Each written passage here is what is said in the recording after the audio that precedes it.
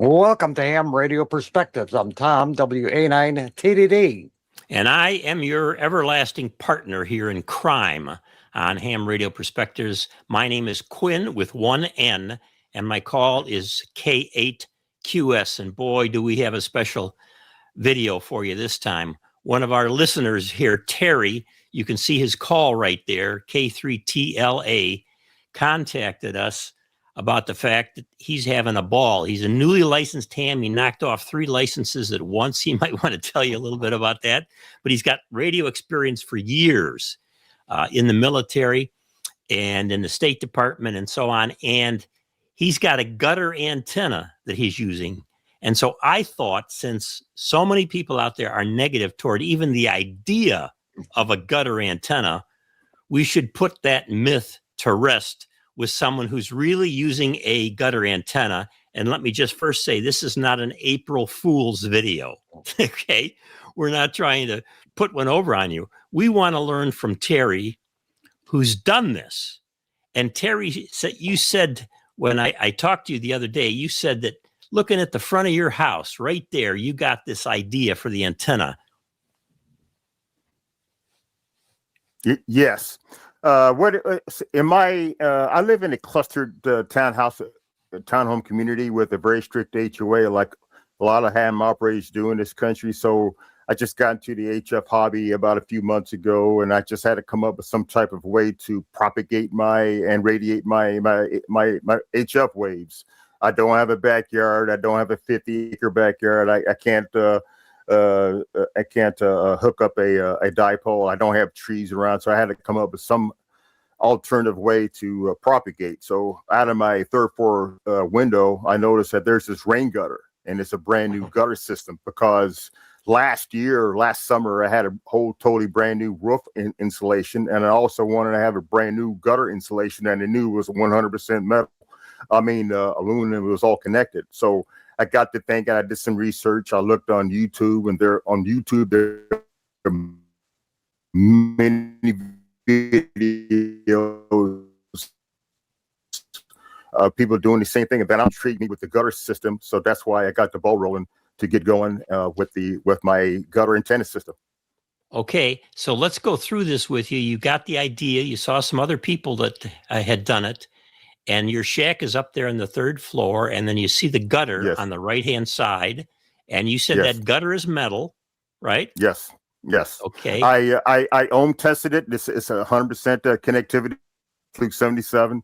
So it's going down to my downspout there at the ground level. I purchased a HOA buster from engineering about a month ago. It's going down to about a good foot at that ground level at the right side of the driveway. And then outside at the bottom of the downspout, I have a ground connector going to right there, going to the downspout. Of course, I had to shield off some of the paint because if I didn't, I'm not going to get a good connection. So then at the same time, I'm also running a cable going from a 7300 to the end of my buster. Okay, so this is we've got a couple images of this, but this is really where you see how stealthy this thing is. Yes. You can barely see that wire that you've got alligator clipped to the gutter. And then you've got this black item here. Tell us what that is. Okay, what that is, that's the matching unit. It couples the RF energy to the gutter system. So all it does, it just matches it. Okay, is it like a balun or what is it? Yeah, sort of. I'm still trying to understand the specifics of this particular of this device, but what it matches the impedance of my gutter system to my rig, which is my ICOM 7300. And when you say matches, do you have to tune anything, or does it just do it automatically? It just does it automatically. Of course, on some of my bands, Quinn, I'm getting the SWR over 3, but on some other bands, I'm getting great SWR. Like, for example, what is it on my sheet? I'm looking at the 10 meters and 20 meters. I'm getting great reception there. I've already contacted people in England, I contacted the Azore Islands right outside of Portugal about 2 days ago. All kinds on the last Saturday during the during field day, I was on SSB talking to a particular hammer out of Ohio. So I am definitely getting out. Tom, what do you think about this? I don't know, Terry. Is that a ground rod that you've got to Yes. counterpoint the system? Yes, sir. Yes, sir. Yeah, do you have that's the ground rod. I don't have a counterpoint at this time, but I'm working on that particular aspect right now. Okay, But that'll make a great difference in your signal radiation if you get some kind of counterpoint system out there. So let me Yes, sir. get this straight. So you've got basically a 30-foot downspout connected to your gutter system. So in essence, you have a top-loaded vertical with a really big capacity hat. That's great. Yeah. Mm-hmm. And so with the cable, I'm running an LMR 240. So going down. So yeah, it's right. Yeah, it's I'm still tweaking, in the process of tweaking my system. I'm trying to get like an external tuner, and just with the counterpoise, I'm working on that later today. Okay. Great. Are you using the auto tuner in the 7300? Yes, right now, because the tuner to 7300 is only good for SWRs from free down, so I have to get an additional tuner. Okay, good. Well, that's a great imagined system from what I've seen there. You couldn't be any stealthier than that. Hey, I'm satisfied with it. I'm a happy camper. I'm getting these contacts. I'm getting a lot of contacts in FD8.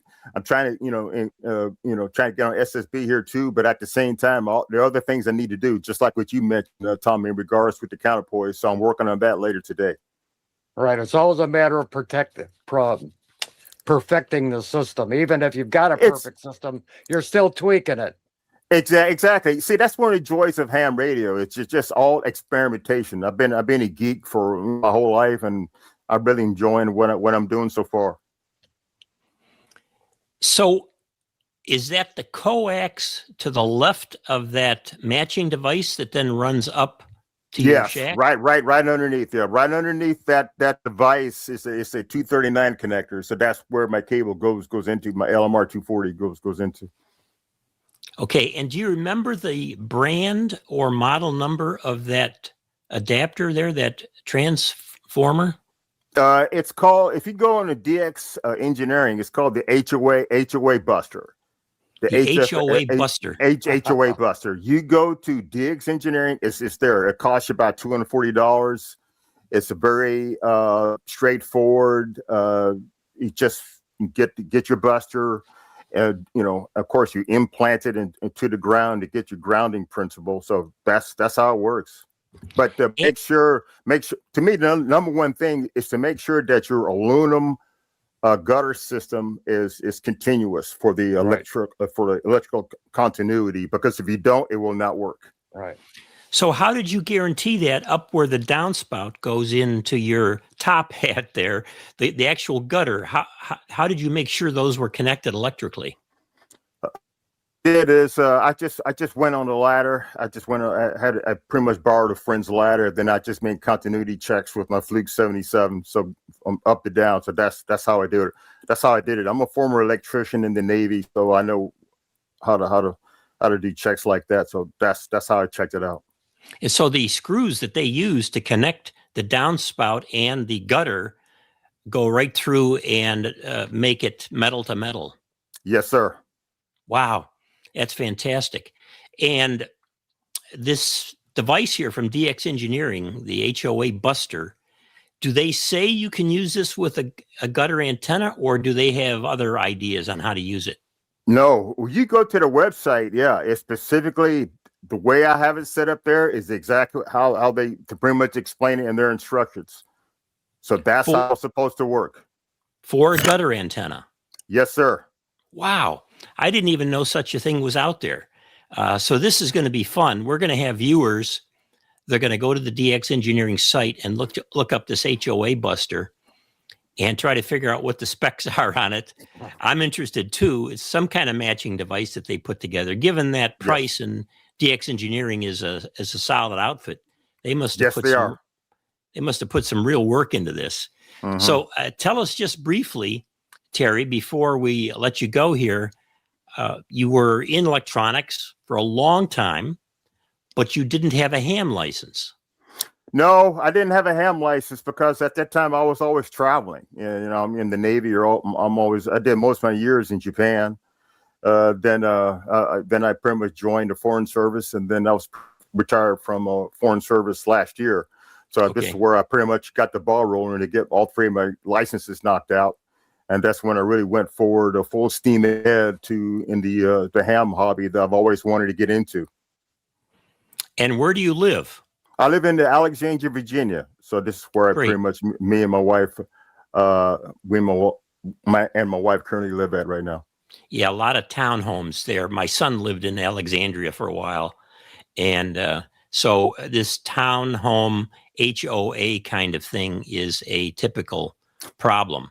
But we really want to thank you, Terry, for watching the channel, for contacting us, for giving us the idea for this, because we are going to have people doing this. There's no doubt about it. And I love Tom's comment on the top hat part of the vertical. And then also you're going to get a counterpoise working there. Yes, I'll be working on it today. Man, it's going to be great. So, gang, this has been Ham Radio Perspectives, where we bring you unusual things, including antennas in the gutter, on the gutter, through the gutter, about the gutter. Just as Tom and I have lived half of our lives in the gutter. In the gutter. In the gutter. This is K8QS. I'm Tom, WA9TDD. Thanks, Terry.